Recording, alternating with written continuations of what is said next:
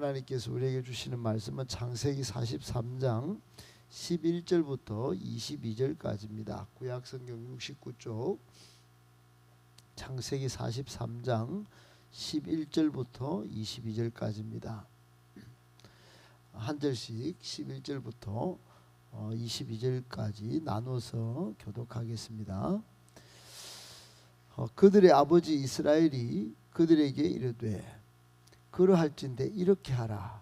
너희는 이 땅의 아름다운 소산을 그릇에 담아 가지고 내려가서 그 사람에게 예물로 드릴지니 곧 유향 조금과 꿀 조금과 향품과 모략과 유향나무 열매와 감 복숭아이니라.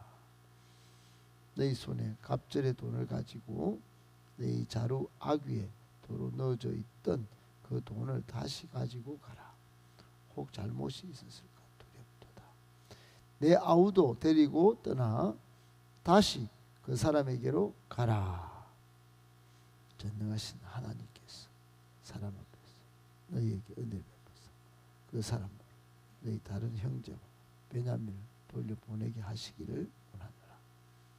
내가 자식을 잃게 되면 이르리로다. 그 형제들이 예물을 마련하고 갑절의 돈을 자기들의 손에 가지고 베냐민을 데리고 애굽에 내려가서 요셉 앞에 서니라.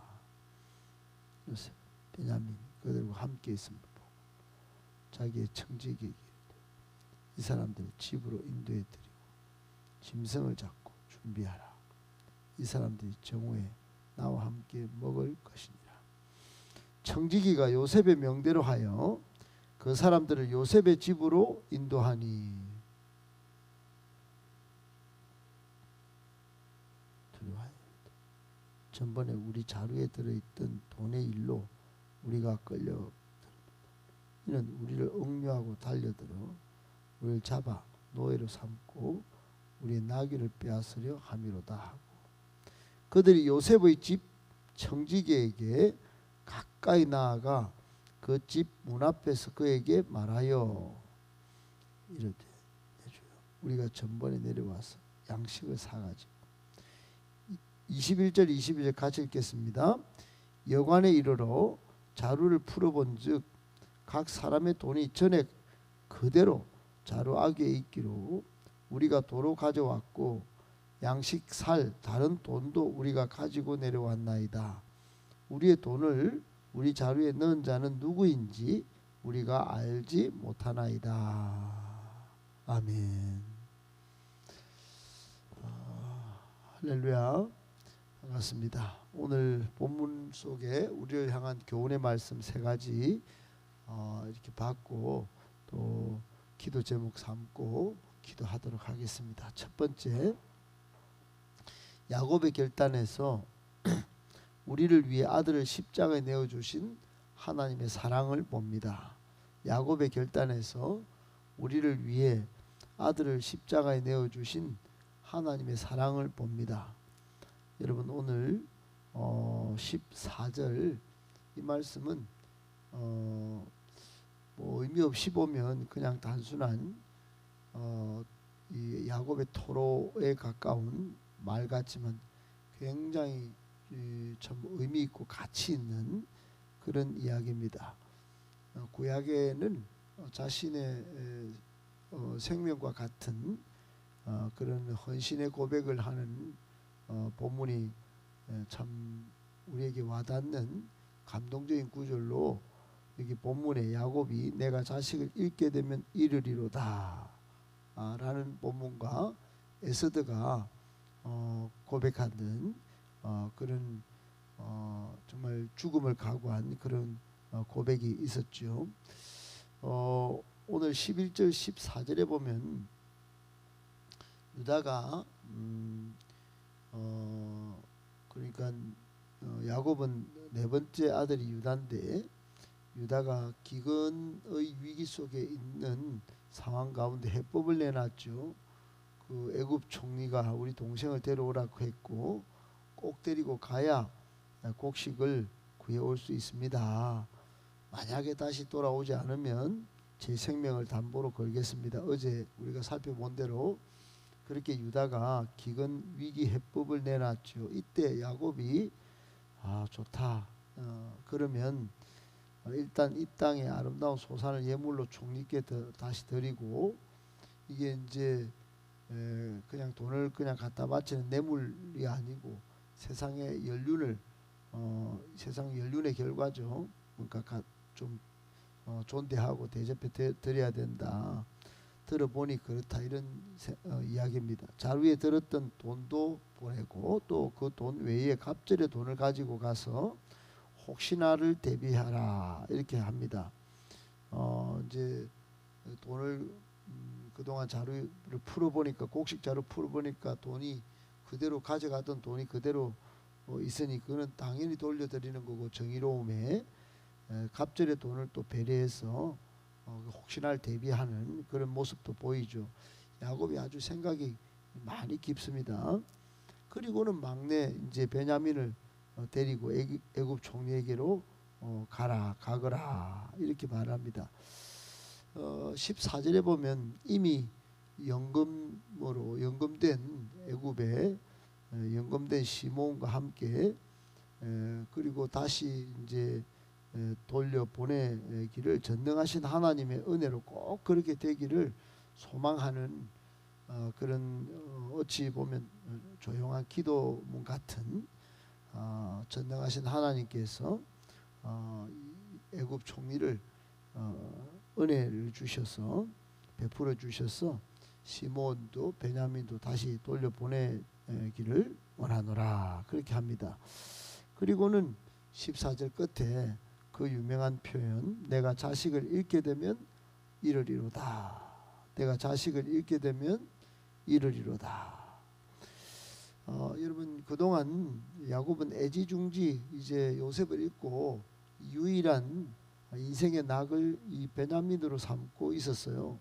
그런데 이 베냐민마저 보내는 비장한 심정을 지금 토로한 거죠. 아버지 야곱의 비장한 심정, 어찌 보면 자신의 생명을 끊어내는 것 같은 고통의 그 심정의 표현을 지금 한 겁니다. 여기서 우리가 얻는 교훈이 뭘까요?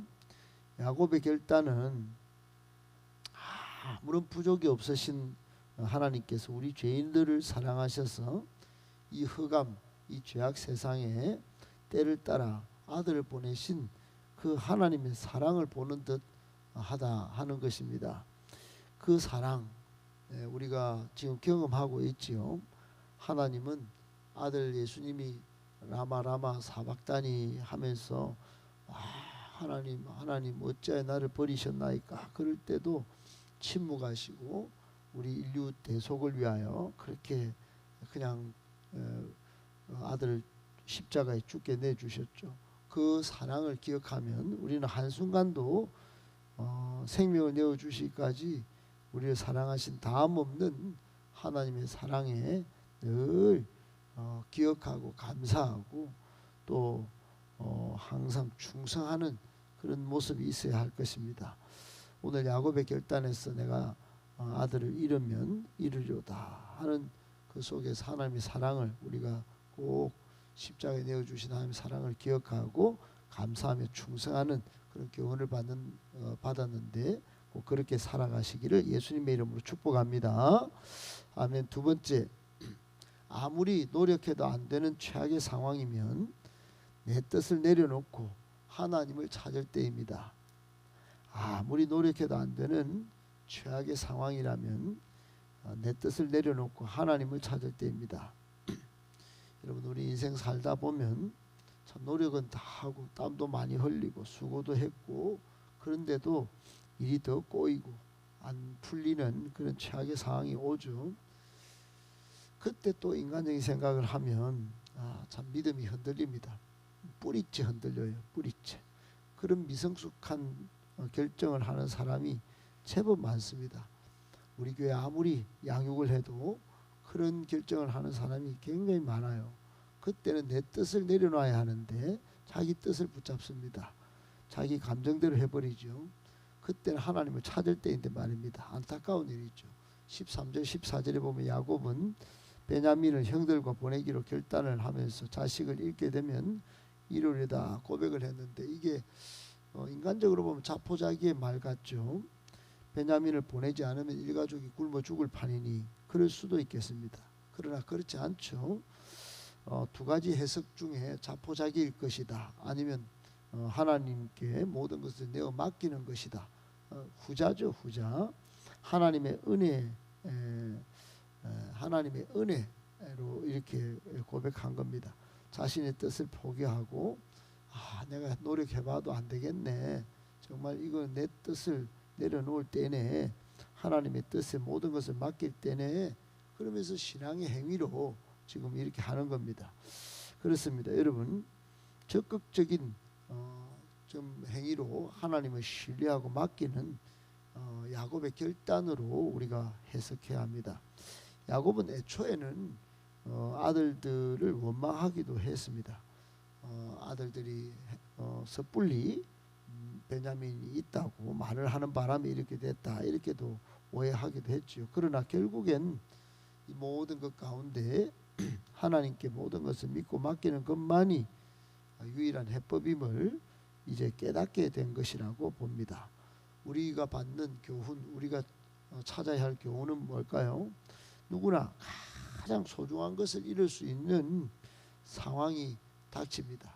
닥칠 때 두려워하거나 방황하거나 하죠. 그러나 그때가 우리의 힘으로, 우리의 노력으로 안 되는 최악의 상황이라면 그때가 변화시킬 수 없으니 어리석고 무모한 행동을 멈춰야 할 때다, 이걸 깨달아야 한다는 겁니다. 그때가 하나님을 바라볼 때다 하는 겁니다. 시선을 바꿔서 내 최악의 상황에 놓인 이 문제를 보지 말고 그때 하나님을 신뢰하고 하나님께 이 상황을, 또 내 인생을 맡길 때다.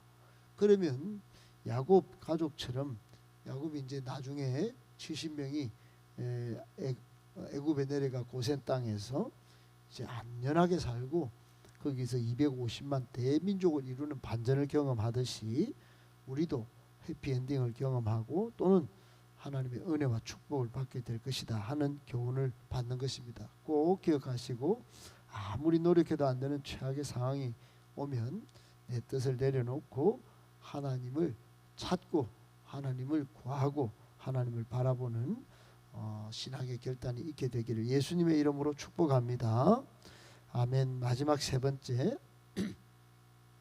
속죄함의 은혜를 누리는 사람이 마음의 평강을 누립니다. 속죄함의 은혜를 누리는 사람이 마음의 평강을 누립니다.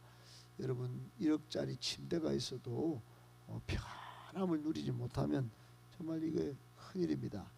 우리 이렇게 간혹 보면 불면증으로 고생하는 분들이 참 많은데, 아무리 잘 먹고 아무리 여행 잘 다녀와도 불면증을 호소하면서 힘들다며 참 그 힘듦을 표현하는 분들이 제법 계세요. 여러분, 근본적으로 이 모든 것 눈앞에 누리는 거 아무리 많아도요, 마음의 평강은 어려운 겁니다. 어려운 거예요. 그러나 진짜 어려운 거는 이 속죄함의 은혜를 누리지 못하면 언제든지 이런 것들이 일어날 수 있다는 겁니다. 오늘 16절 이하에 요셉의 형들이 이제 베냐민을 데리고 2차로 애굽을 방문합니다. 요셉 총리의 집으로 인도되는 장면이 오늘 본문의 내용인데, 지금 요셉 형들의 마음 상태가 어떨까요? 그 집으로 데려가는데 서로 놀랍니다. 그리고 두려워합니다. 18절에 보면 두려워하여가 두 번이나 나와요. 왜 이렇게 두려워하고 놀랐을까요? 서로 놀랐을까요? 표면적으로는 지난번에 1차 방문 때 정상적으로 대금을 지급했는데도 불구하고 가져온 자루, 곡식 자루에 보니까 돈이 들어 있어서, 야, 이거 이제 절도범으로 완전히 이제 몰리지 않는가, 어떻게 총리 집으로 가는가 이러면서 표면적으로 그 이유 때문에 서로 놀라고 두려워했을 것입니다만, 근본적으로 그게 아니죠. 근본적으로 지금 이 전후 성경 본문을 읽어보면 요셉한테 자기들이 행한 악행 때문에 하나님의 심판을 받는 것으로 인식을 하는 것을 보게 됩니다. 이 형들 마음이 그래서 아이고 하나님을 생각한 겁니다. 우리가 이것 때문에 참 이런 꼴을 당한다, 험한 일을 당한다, 이런 거 자꾸 생각이 그리로 다 모입니다.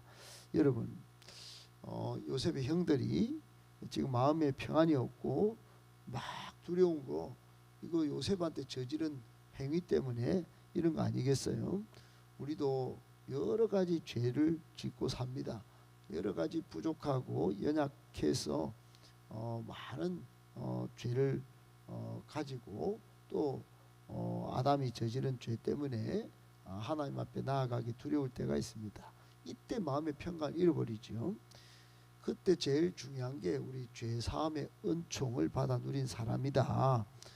그것을 꼭 기억하고 그때 마음의 평강이 근본적으로 오는 것입니다. 오늘 우리가 받는 세 번째 마지막 교훈은 사람마다 자기 안에 죄의 문제가 해결되지 않으면 마음에 항상 두려움을 갖고 살 수밖에 없습니다. 마음의 평강이 없다 하는 겁니다. 하나님께서 우리를 위하여 아낌없이 십자가에 예수님을 정말 죽이셔서 그 피 흘림으로 하나님 앞에 나아가고 마음의 평강을 얻게 하셨습니다. 이 마음의 평강 그리고 큰 기쁨을 위해서 예수 그리스도의 십자가 속죄로 죄 씻음을 받은 하나님의 자녀다, 이렇게 당당하게 생각하고 살아야 마음의 평강이 있습니다. 꼭 기억하고 죄 씻음 받은 하나님의 자녀임을 기억하고 오늘도 감사 충만한 또 평강이 넘치는 하루가 다 되시기를 예수님의 이름으로 축복합니다.